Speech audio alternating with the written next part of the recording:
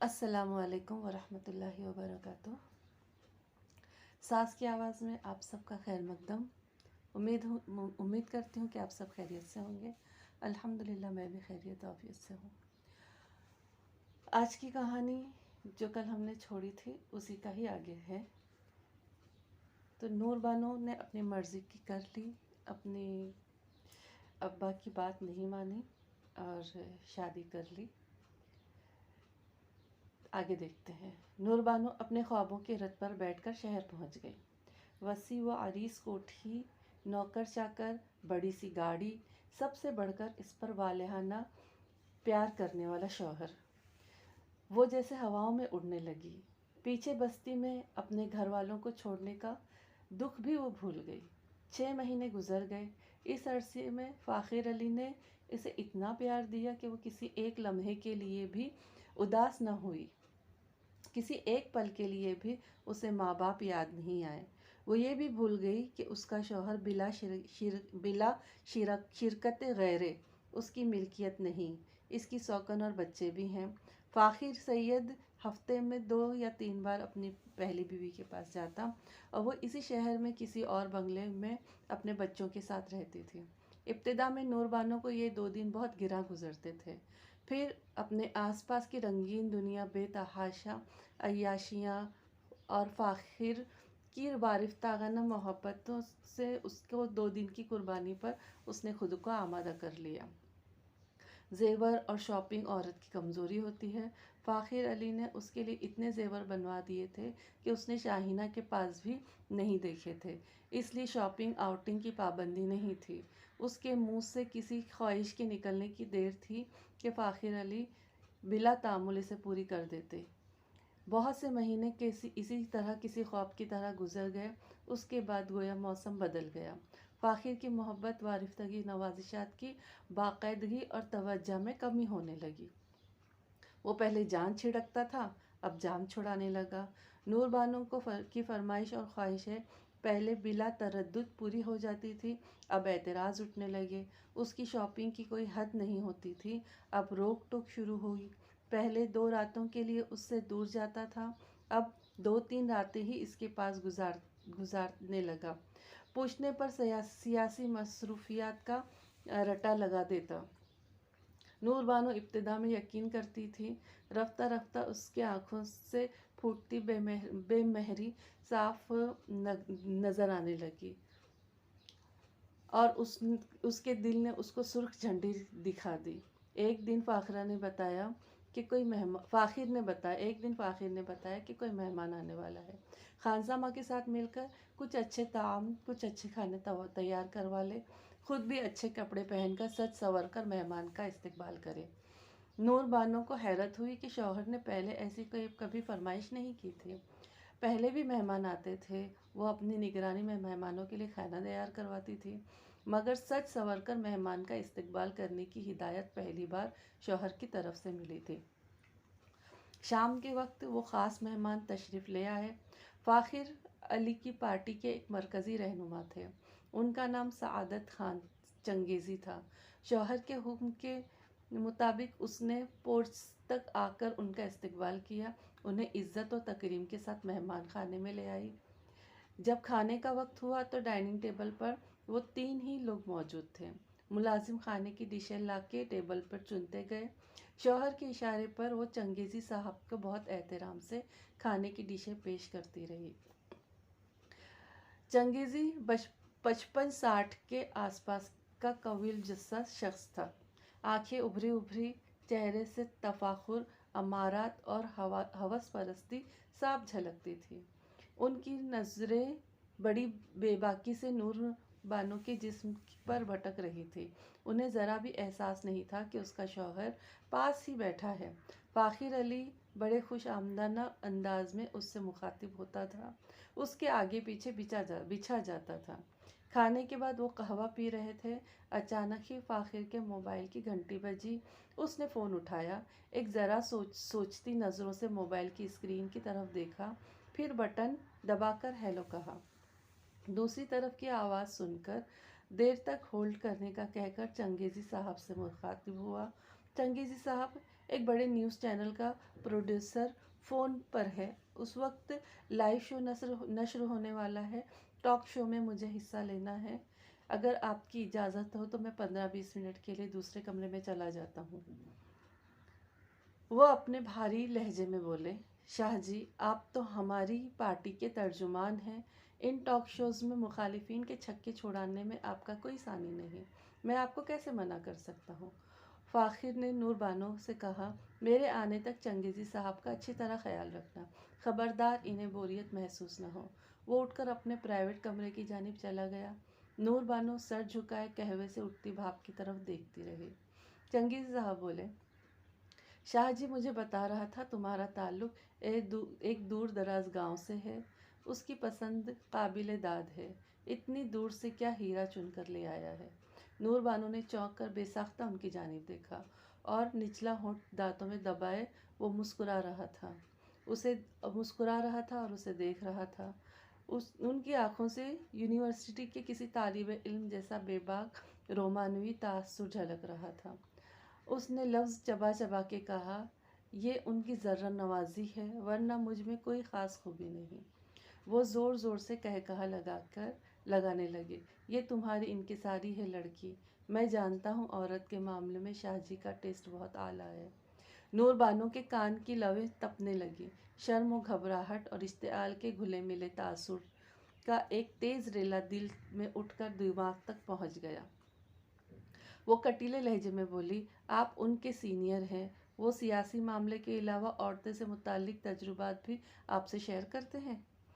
وہ ایک ذرا گڑبڑائے اور پھر سنبھل کر بولے، شاہ جی اپنا برخوردار ہے، برسوں سے ہمارے سائے میں رہ رہا ہے، ظاہر ہے اس کی پسند ناپسند کا بھی ہمیں علم ہے۔ اس نے تمہاری بڑی تعریفیں کی تھی، تم تو اس کی تعریف کے ہر پیمانے سے بہترین ہو، افسوس اتنے عرصے تک تم سے ملنے کا موقع ہی نہیں ملا۔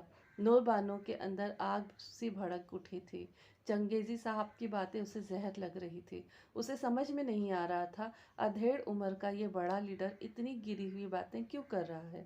فاخر نے وہاں سے اٹھنے سے منع کیا تھا، چنگیزی صاحب کے قریب بیٹھے رہنا اب برداشت سے باہر ہو گیا تھا۔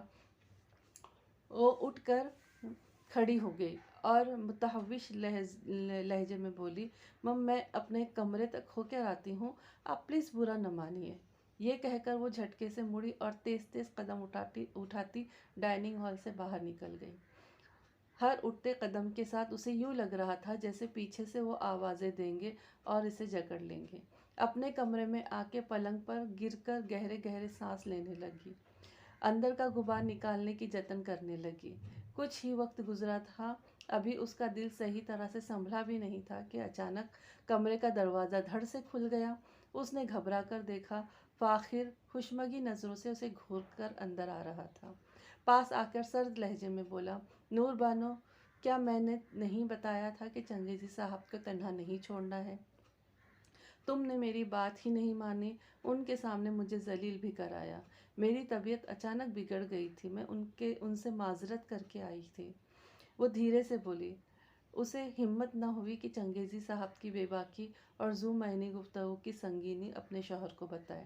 اس نے ٹھہرے ٹھہرے لہجے میں کہا، میرے جانے تک تمہاری طبیعت بالکل ٹھیک تھی، اچانک خراب ہو گئی، یا پھر یہ کوئی بہانہ ہے؟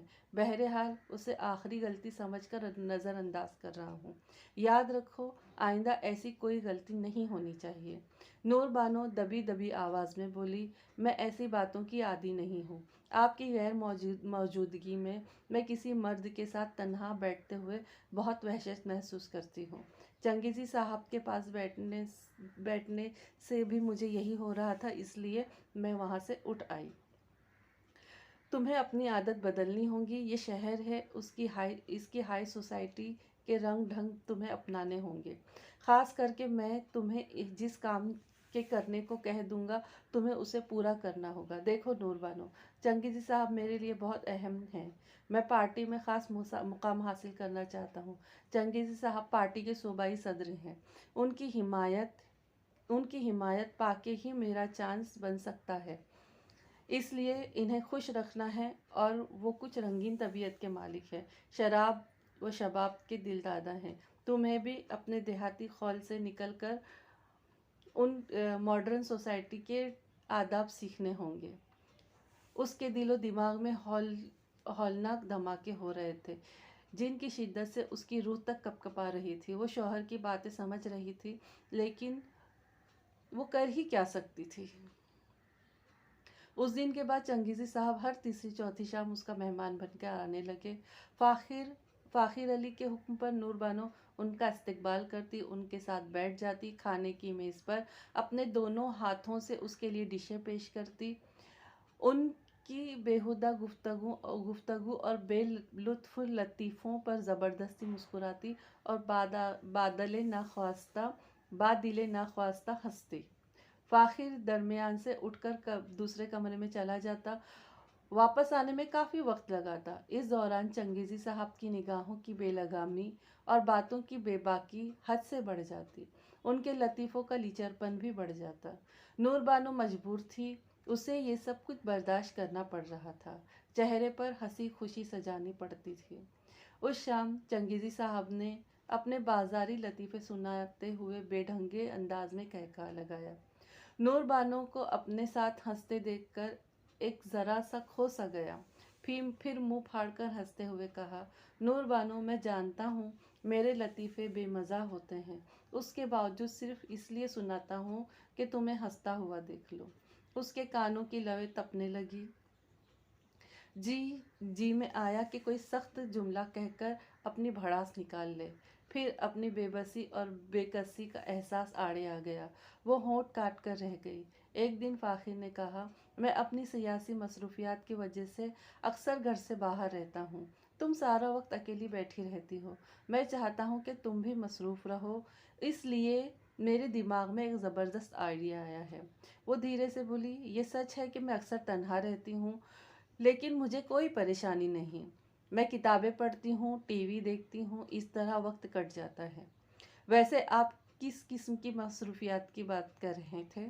उसने कहा, तुम पढ़ी लिखी हो, ज़हीन हो, शहर की ऊंची सोसाइटी के अदब व आदाब भी जानने लगी हो। मैं चाहता हूँ कि तुम मेरे शाना बशाना सियासी मैदान में भी कदम रख लो। इससे पहले तुम्हारी कुछ तरबियत भी ज़रूरी है।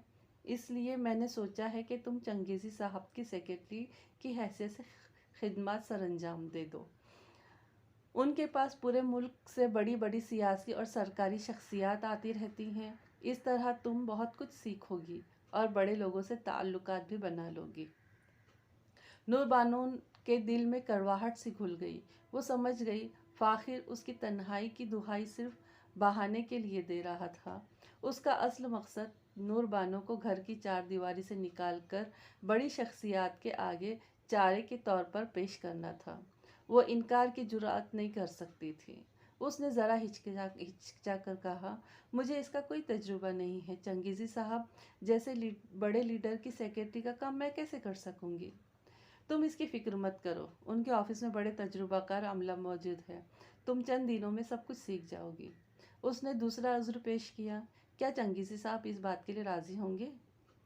मेरी चंगेज़ी साहब से बात हो गई है, वो तकरीबन मान गए हैं। आज शाम खाने पर आ रहे हैं। तुम पहले से ज़्यादा उनकी खातिरदारी करना, ताकि वो वापस जाने से पहले तुम्हें अपनी सेक्रेटरी बनाने पर राज़ी हो जाएं। नूर बानो की दिल से शिकस्ता आवाज़ उभरी, तुम्हारे कहने पर क्या मैं कम खातिरदारी की कर रही हूँ? इस हवसज़दा बूढ़े की बाजारी गुफ्तगू, बेढंगे लतीफ़े बर्दाश्त कर लेती हूँ, उसकी नज़रों की बेबाकी सह लेती हूँ। अब मज़ीद क्या करूँ? क्या अपनी इज्जत का सौदा भी कर लूँ? नहीं नहीं, ऐसी नौबत आने से पहले मैं अपनी जान दे दूँगी। शाम के वक्त चंगेज़ी साहब आए। नूर बानो दिल नाख्वास्ता की उनकी खातिरदारी में मशगूल हो गई। अपनी निगरानी में उनके पसंद के खाने बनवाए, बड़े सलीके से टेबल पर चुन दिए, अपने हाथों से डिशें उठा उठा कर उन्हें पेश करने लगी। खाने के बाद लाउंज में आ गए तो फ़ाखिर अली को हमेशा की तरह अहम काम याद आ गया। वो इन दोनों को तन्हा छोड़ के दूसरे कमरे में चला गया। नूर बानो के लिए यही लम्हे सबसे ज़्यादा अजियतनाक होते थे। वैसे तो शौहर की मौजूदगी में भी चंगेज़ी साहब की बेबाक नज़रें और शोख तबई कुछ कम नहीं होती थीं, मगर तन्हाई में वो खुलकर खेलते थे। ज़ुमाइनी बातें, निगाहों की घातें बेलगाम हो जाती थीं। उस शाम फ़ाखिर दूसरे कमरे में गया तो जैसे वापस आना भूल गया। उस दौरान चंगेज़ी साहब की मखसूस बातें और हरकतें नूर बानो के लिए आजमाइश बनी रही। वो दिल में इन दोनों को सलवाते सुनाते हुए उन्हें झेलती रही। शौहर ने उसे बताया था कि मौके से फ़ायदा उठाकर चंगेज़ी साहब से सेक्रेटरी वाली बात करनी है, मगर वो खुद ही बोल पड़े, नूर बानो, तुम पढ़ी लिखी हो, बहुत खूबसूरत हो और जवान हो, सारा दिन घर में पड़ी रहती हो, क्या खुद को ज़ाय नहीं कर रही हो? लड़कियां शादी के बाद अपने घर में ही तो होती हैं चंगेज़ी साहब, उसने चुपते हुए लहजे में कहा। अपने घर में रहकर ज़ाय नहीं होती। मैं तो शुरू से ही इन बातों की आदी हो। अब पुरानी आदतें बदलनी भी तो होगी। शाहजी हमारी पार्टी का अहम बंदा है, तुम उसकी ज़िंदगी में ही नहीं, पेशे में भी उसकी ज़िंदगी में चार चांद लगा सकती हो। इसके लिए तुम्हें घर के माहौल से निकलकर अमली काम करना होगा। शाहजी ने बहुत वक्त पहले ही मुझसे बात की थी। वैसे तो मेरे पास अमले की कमी नहीं है, लेकिन तुम्हारे जैसी ज़हीन और हसीन सेक्रेटरी से मेरे ऑफिस की रौनक बढ़ जाएगी। क्या तुम मेरी सेक्रेटरी बनने के लिए राज़ी हो? नूर बानो के जी में आया कि बिला झिझक कह दे, हरगिज़ नहीं। अपने घर की तन्हाई ही मुझे भली है, मगर वो बेबस थी। शौहर के हुक्म से सरताबी की जुरात नहीं कर सकती थी। उसने 1000 मजबूरी में इकरार कर लिया। वो नहीं जानती थी कि उसने महज चंगेज़ी साहब की सेक्रेटरी बनने के लिए इकरार पे सर नहीं हिलाया, बल्कि आइंदा अपनी ज़िंदगी को मुसीबतों और आजमाइशों में ढकेलने के लिए खुद ही रजामंदी दे दी है। चंगेज़ी साहब पार्टी के सूबाई सदर थे, असम्बली में मरकज़ी वज़ीर भी थे। इस एतबार से उनकी हैसियत बहुत ताकतवर थी। उनको ऑफिस में भी उनके मर्तबे की शायान मिला था, उनको ऑफिस भी उनके मर्तबे के शायान शान मिला था। वैसे तो उनके पास पहले से ही एक लंबा चौड़ा अमला मौजूद था, लेकिन नूर बानो जैसी पैकर नाज के लिए जगह निकालना कुछ मुश्किल नहीं था, खासकर इस सूरत में कि इदारे की सबसे ताकतवर शख्सियत की वो मंजूर नज़र थी। पहले दिन वो ऑफिस पहुंची तो घबराई सी थी। फ़ाखिर उसके हमरा था, उसके बावजूद उसके हवास बहुत ज़्यादा दबाव में थे। दफ्तर का अमला 8-10 अफराद पर मुश्तमिल था, सारे ही मर्द थे। ऐसे में नूर बानो को की घबराहट गैर फितरी नहीं थी। चंगेज़ी साहब बहुत देर बाद दफ्तर आए थे। उनके आने तक नूर बानो पॉलिटिकल सेक्रेटरी सफदर खान के दफ्तर में बैठी रही। फ़ाखिर भी साथ था। सफदर खान अधेड़ उम्र के थे। दफ्तर में चंगेज़ी साहब के बाद सबसे ज़्यादा उन्हीं का असर रसूख था। चंगेज़ी साहब दोपहर से ज़रा पहले तशरीफ़ ले आए। नूर बानो और फ़ाखिर उनके कमरे में चले गए। कुछ देर बाद फ़ाखिर अली उनके कमरे से निकल कर ऑफिस से चला गया और उसके बाद बड़ी देर तक नूर बानो चंगेज़ी साहब के कमरे में अकेली बैठी रही। ऑफिस के अमले में खुसर फुसर होती रही, दबी दबी सरगोशियाँ गूंजने लगी और मायनी खेज इशारे होने लगे। ये सिलसिला ज़्यादा देर तक नहीं चला। चंगेज़ी साहब ने इंटरकॉम पर सफदर खान को अंदर बुलाया और मुतजस्सिस नज़रों से देखते हुए उनके कमरे में चले गए। ये बज़ाहिर सब कुछ ठीक था। उन चंगेज़ी साहब बड़ी मेज़ के पीछे रिवॉल्विंग चेयर पर आगे पीछे झूल रहे थे। उनके सामने दूसरी तरफ नूर बानो एक सोफे पर सिमटी सिमटाई सर झुकाई बैठी थी। चंगेज़ी साहब ने संजीदा लहजे में कहा, सफदर खान, ये नूर बानो है, तुम इनसे मिले होंगे। आइंदा ये मेरी पर्सनल सेक्रेटरी के तौर पर यहाँ काम करेगी। कुछ सीखने तक फ़िलहाल अपने साथ रखो, इसकी अच्छी तरह तरबियत करो। सफदर खान ने चश्मे के शीशों के ऊपर से घूरती हुई नज़रों से नूर बानो को देखा, फिर मुअद्दब लहजे में कहा, जो आपका हुक्म सर। नूर बानो उठकर सफदर खान के साथ उसके कमरे में चली गई, जो उसके लिए मखसूस किया गया था। सफदर खान का कमरा भी बहुत शानदार था। उम्दा फर्नीचर, साफ शफाफ माहौल और कमरे में फैली भीनी भीनी खुशबू उनके आला ज़ौक़ की अक्कासी करती थी। बड़े से कमरे में उनकी मेज़ के करीब ही नूरबानो के लिए टेबल लगवाई गई।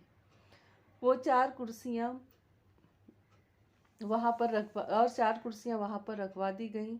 कुछ फाइलें लाकर उसकी मेज़ पर सजा दी गईं। इस तरह एक बड़े से कमरे के ख्वाब देखने वाली नूरबानो एक बड़े से वज़ीर के बड़े से दफ्तर में सेक्रेटरी के तौर पर रौनक अफरोज़ हो गई। अब ये वक्त ही बताने वाला था कि इसके ख्वाबों की ताबीर किस सूरत में मिलने वाली है। हर औरत की ये ख्वाहिश होती है कि शादी के बाद उसके गोद बच्चों से हरी भरी रहे, उसके घर की फिजाओं में मासूम बच्चों की किलकारियाँ गूंजे। नूरबानो के भी यही अरमान थे जो पूरे नहीं हुए। उसके ये अरमान थे कि एक बड़ा सा घर हो, बड़ी गाड़ी हो और ज़िंदगी की बड़ी बड़ी रौनकें मिल गई हों।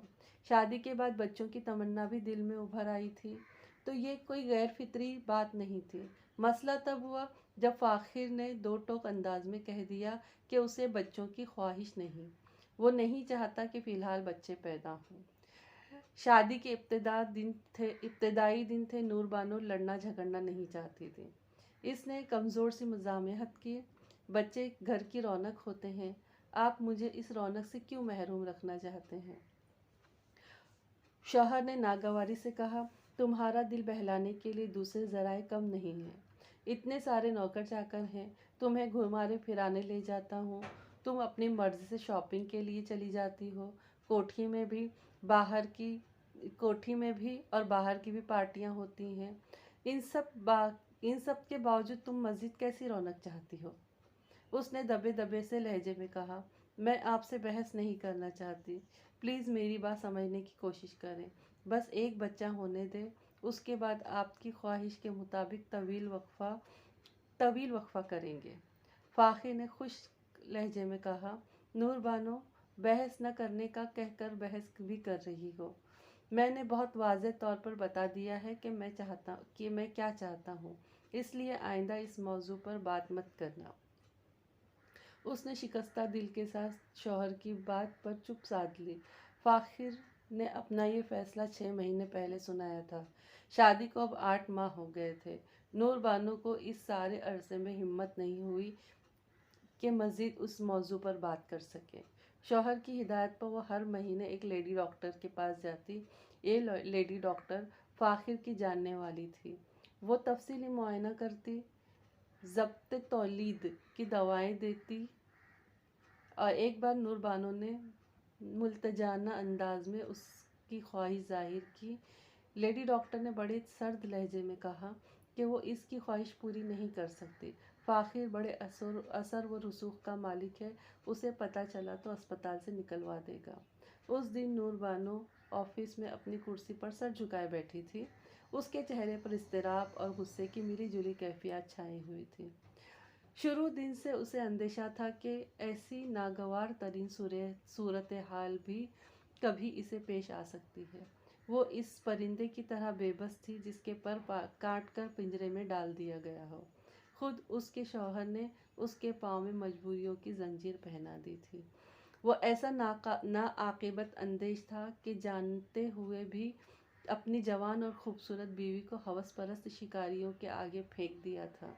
दुनिया वालों के लिए वो इज़्ज़तदार था, सियासी और समाजी मकाम व मर्तबे का मालिक था, मगर नूरबानो के लिए ऐसा मुहज़्ज़ब दलाल था जो अपनी कामयाबी के लिए बीवी की जवानी और उसके हुस्न को बतौर ज़ीना इस्तेमाल कर रहा था। नूरबानो के हुस्न की अव्वलीन कदरदान सआदत खान चंगेज़ी ही था।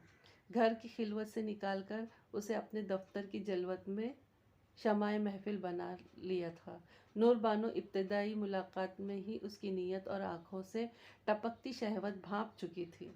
उसे शदीद मायूसी हुई थी जब उसके शौहर ने मज़ीद पेशकदमी की तरगीब दी। सितम बालाए सितम जब इसे सेक्रेटरी बनाकर चंगेज़ी की झोली में डाल दिया गया। रही सही कसर भी पूरी हो गई और ये अफसोसनाक हकीकत समझ गई थी कि फ़ाखिर के सामने इसकी हैसियत शरई बीवी की नहीं, कामयाबी की सीढ़ी की है। चंगेज़ी खान जब कोठी में आता एक हद से आगे नहीं बढ़ता था।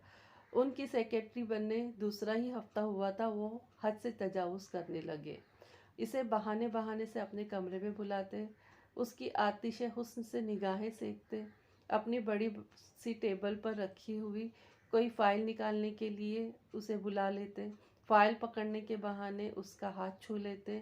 نور بانو کو سب سے زیادہ وحشت انہیں پانی کا گلاس پیش کرتے ہوئے ہوتی، وہ گلاس کے ساتھ اس کی انگلیوں کو بھی جکڑ لیتے۔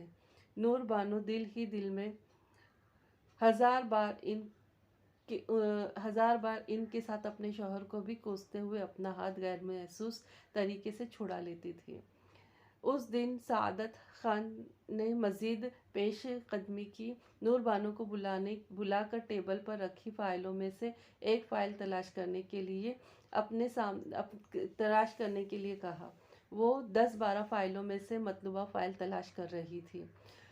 وہ چنگیزی صاحب سے 3-4 فٹ کے فاصلے پر کھڑی تھی اور جھک کر فائل ڈھونڈ رہی تھی۔ اچانک چونک اٹھی اور اٹھ کر اس کے قریب آ گئے تھے۔ کیا ہوا؟ کیا فائل نہیں مل رہی؟ وہ مرتعش سے لہجے میں بولے۔ ان کی سانسیں بے ترتیب ہو رہی تھیں۔ نور بانو کو شدید گھبراہٹ محسوس ہونے لگی، جی میں آ رہا تھا بھاگ کر کمرے سے نکلے اور کبھی پلٹ کر نہ آئے۔ وہ اضطراری طور پر پیچھے ہٹنے لگی۔ نور بانو تم اتنی گھبرائی ہوئی کیوں ہو؟ کیا تمہیں کچا چپا جاؤں گا؟ چنگیزی صاحب منہ پھاڑ کر ہنستے ہوئے بولے۔ آواز اس کے گلے میں پھنس کر رہ گئی۔ وہ بڑی مشکل سے بولی، سر میری طبیعت ٹھیک نہیں ہے، مجھے چکر آ رہے ہیں۔ وہ خوفناک سی نظروں سے اسے گھورتے ہوئے بولے، تمہاری طبیعت اچانک کیسے بگڑ گئی؟ کیا یہ کام کی زیادتی کی وجہ سے ہوا ہے؟ تم سامنے صوفے پر بیٹھ جاؤ۔ ہمیشہ تم مجھے پانی پیش کرتی ہو، آج میں تمہیں پانی پلاتا ہوں۔ نہیں سر، آپ تکلیف نہ کریں، میں خود پانی پی لوں گی، اپنی کرسی پر ہی بیٹھ کر تھوڑا سا آرام کر لوں گی، طبیعت بحال ہوتی ہے تو واپس آ جاؤں گی۔ یہ کہہ کر وہ اس طرح باہر کی طرف بھاگی جس طرح کوئی اڑیل جانور رسیاں توڑوا کے بھاگتا ہے۔ چنگیزی صاحب پرشہوت نظروں سے اس کی پشت پر اپنی نظریں گاڑے ہوئے تھے۔ وہ اپنے آفس کی کرسی پر سر جھکائے غم و غصے میں بھری ہوئی بیٹھ گئی۔ پولیٹیکل سیکرٹری صفدر خان اپنی کرسی پر موجود تھے۔ نور بانو کو یوں وحشت زدہ انداز میں بڑے صاحب کے کمرے سے نکلتے دیکھ کر وہ تاڑ گئے تھے کہ شکاری نے جال تنگ کرنا شروع کر دیا تھا۔ وہ اپنے ہونٹوں پر ایک معنی خیز مسکراہٹ سجا کے اپنے چشمے کے اوپر سے اسے دیکھتے ہوئے دل میں کہنے لگے، تم بری طرح پھنس گئی ہو، ان کی دست و برد سے زیادہ دیر تک نہیں بھاگ سکو گی، ایک دن اس طرح گرفت میں آ جاؤ گی کہ بس پھڑپھڑا کر رہ جاؤ گی، رفتہ رفتہ پھڑپڑانے کی بھی طاقت ختم ہو جائے گی۔ نور بانو جذباتی کیفیت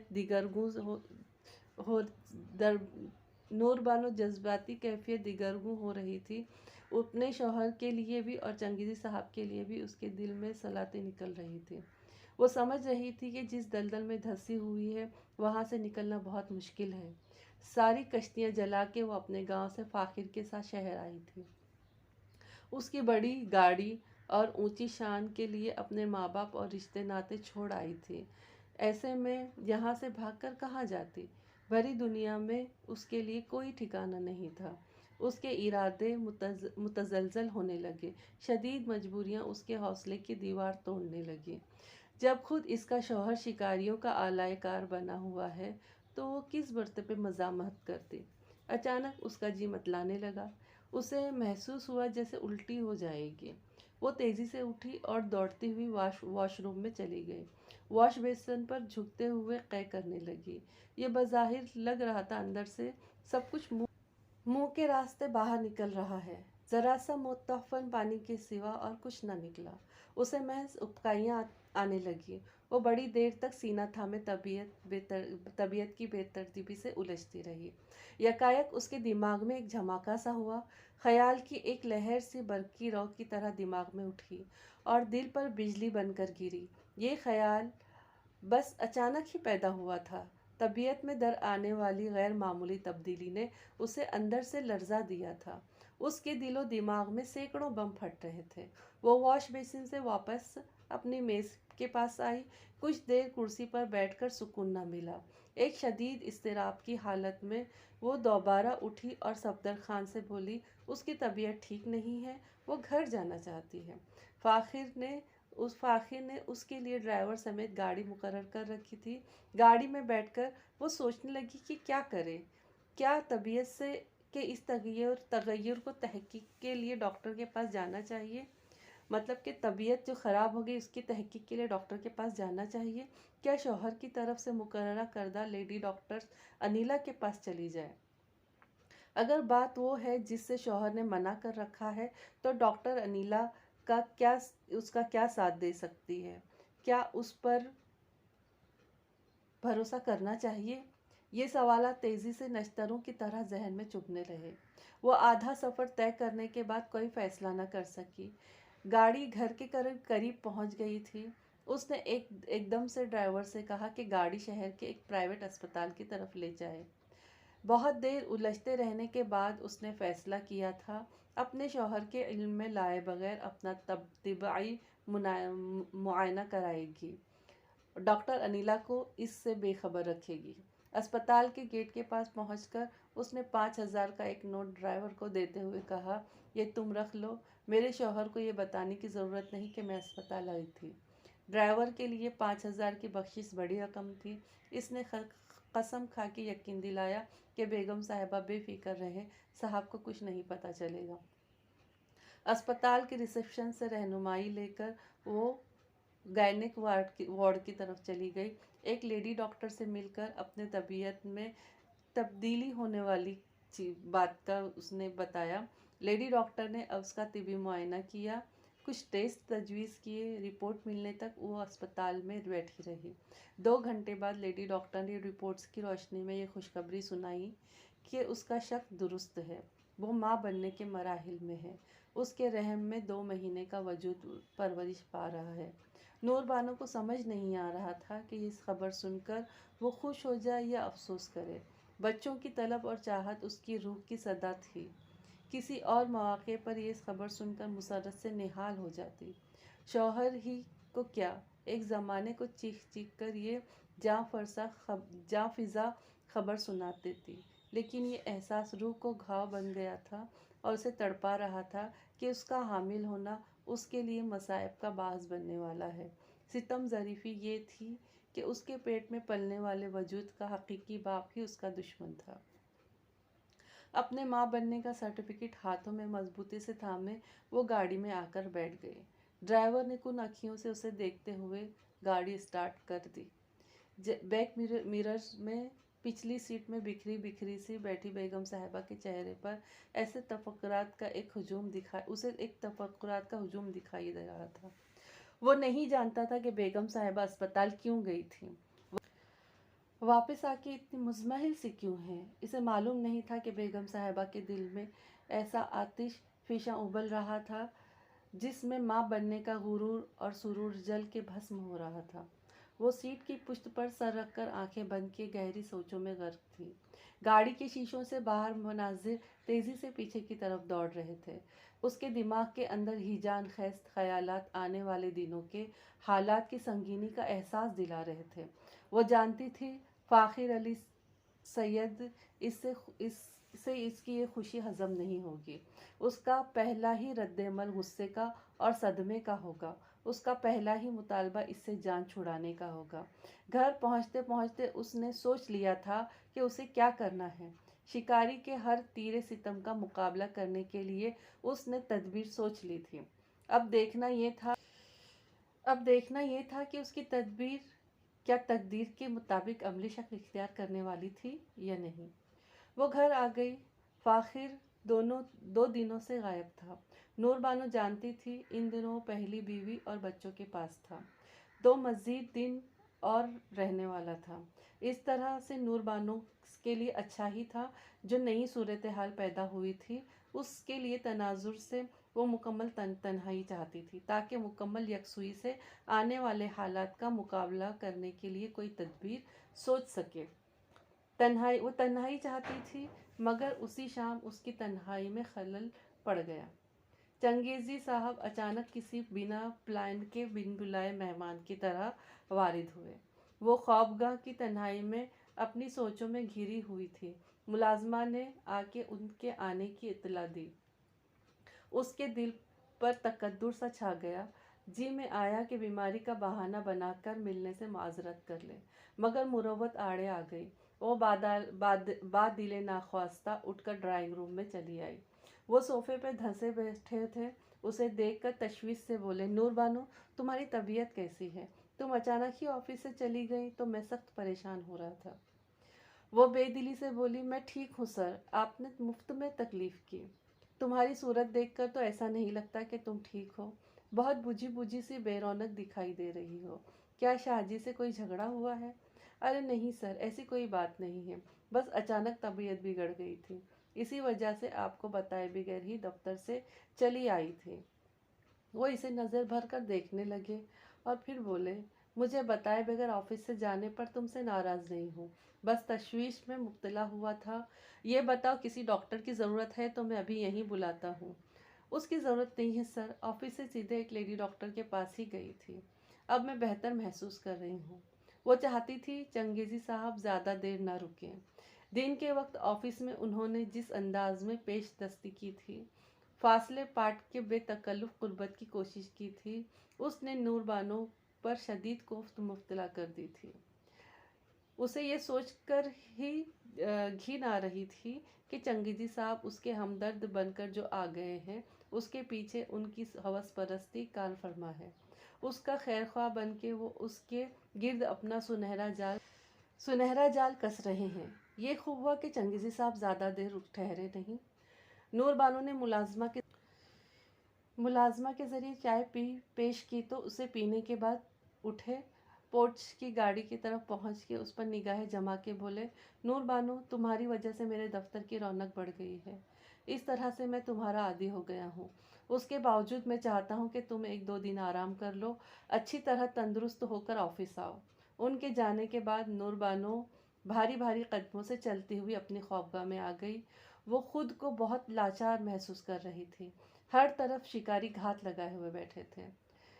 दो 2-3 दिन ऑफिस नहीं गई। वैसे तो अगले दिन ही उसकी तबीयत बहाल हो गई थी, लेकिन दफ्तर का सोचकर दिल सदाए एहतजाज बुलंद करता था। वहाँ का माहौल शुरू दिन से ही इसे पसंद नहीं था।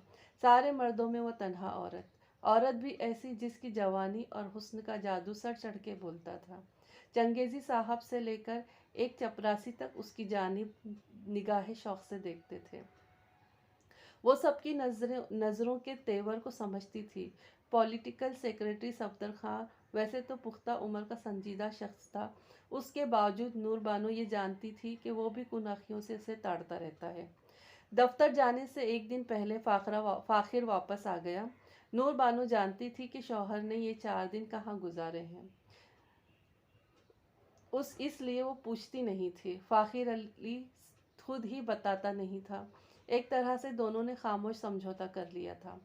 फाखिर ने जब सुना कि इसकी तबीयत ख़राब हुई थी, जिसकी वजह से वो 2 दिनों से दफ्तर नहीं जा रही थी, तो इस अंदाज में इसका अफसोस का इजहार किया कि नूर बानो की तबीयत की खराबी का कम और इसके दफ्तर से गैर हाजिरी का शायबा ज़्यादा होता था। नूर बानो का दिल किसी कांच की तरह बिखर गया। शौहर की आंखों में इसे मोहब्बत की वारफ्तगी नहीं, किसी हाकिम की करख्तगी दिखाई देती थी। उसने धीरे से सफाई पेश की, चंगेज़ी साहब ने मुझे खुद आराम करने की हिदायत की थी। उनकी इजाज़त से ही मैंने छुट्टी की है। वो सर्द मोहरी से बोला, शुक्र है अब तुम ठीक हो। तुम चंगेज़ी साहब की मुरवत और नरमी का गलत फ़ायदा मत उठाओ। कल ही से ऑफिस चली जाओ। उसने अपने वजूद की सारी शिकस्तगी समेट कर शौहर को यकीन दिलाया कि वो अगले रोज़ दफ्तर ज़रूर चली जाएगी। नश्ता चुप होते इन हालात में उसके लिए बस ये बात बासित इत्मीनान थी कि कुदरत इस पर किसी और सूरत में मेहरबान थी। उसके शौहर ने अपनी ताकत हाकिमियत के बलबूते पर पूरी कोशिश की थी कि इसकी कोख वीरान रहे, मगर कादिर मुतलक ने उसकी हर कदम पर उसकी तदबीर को नाकाम बना दिया था। अगले दिन वो दफ्तर चली गई। मेन गेट पर मामूर दरबान ने उसे मालूम हुआ कि चंगेजी साहब ऑफिस में अभी आए नहीं हैं। उसे एक ज़रा राहत का एहसास हुआ। चंगेजी साहब अगरचा इस पर बहुत मेहरबान थे, इसके बावजूद वो इनकी मौजूदगी से बेआरामी महसूस करती थी। वो ऑफिस के अपने कमरे में दाखिल हुई थी, यकायक ठंड ठिठक कर रुक गई। कमरे से सफदर खान साहब की तफसीली और गरजती हुई आवाज़ सुनाई दे रही थी। क्या तुम मुझे धमकी दे रहे हो? तुम्हारी हिम्मत कैसे हुई मुझसे इस अंदाज में बात करने की? अपनी औकात मत भूलो। अपना हाथ खींच लूं तो अभी धड़ाम से गिर जाओगे। आप और क्या कर सकते हैं? शुरू से ही यही ताने सुनता आ रहा हूँ। आवाज़ किसी नौजवान की थी। लहजे से लगता था वो भी किसी इश्तिआल और मलाल में डूबा हुआ था। इतने वसी तर इख्तियारात और ताल्लुकात के बावजूद इस मामले में मेरी मदद नहीं कर रहे हैं। ऐसे में अपना हाथ खींच लेंगे तो मेरी ज़िंदगी में कौन सी क़यामत आ जाएगी? तुम मेरे सब्र को आजमा रहे हो। सफदर खान की गूंजती हुई आवाज़ सुनाई दी। बेहतर है यहाँ से चले जाओ। तुम जो डिमांड लेकर आए हो मैं उसे पूरा करना नहीं चाहता और वो मेरे बस में नहीं है। नौजवान की बागियाना आवाज़ सुनाई दी। मैं जानता हूँ आप बहुत कुछ कर सकते हैं। इस कुर्सी पर बैठकर आपने कैसे कैसे नाजायज़ काम किए हैं। बस साफ बात यह है कि मेरे लिए कुछ नहीं करना चाहते। मैं जा रहा हूँ। एक बात याद रखें, आइंदा आपसे कोई ताल्लुक़ नहीं रखूँगा। आप भी भूल जाएं मैं आपका कुछ लगता हूँ। तेज़ कदमों की चाप उभरी। नूरबानो कमरे के दरवाजे के ओट में खड़ी हो गई। उसने देखा लंबे लंबे बालों वाला एक नौजवान चेहरे पर गुस्से की सुर्खी और तमानियत लिए बाहर आ रहा है। दरवाजे के पास आके नूरबानो को देखकर उसने ज़रा ठिठक कर उसे देखा।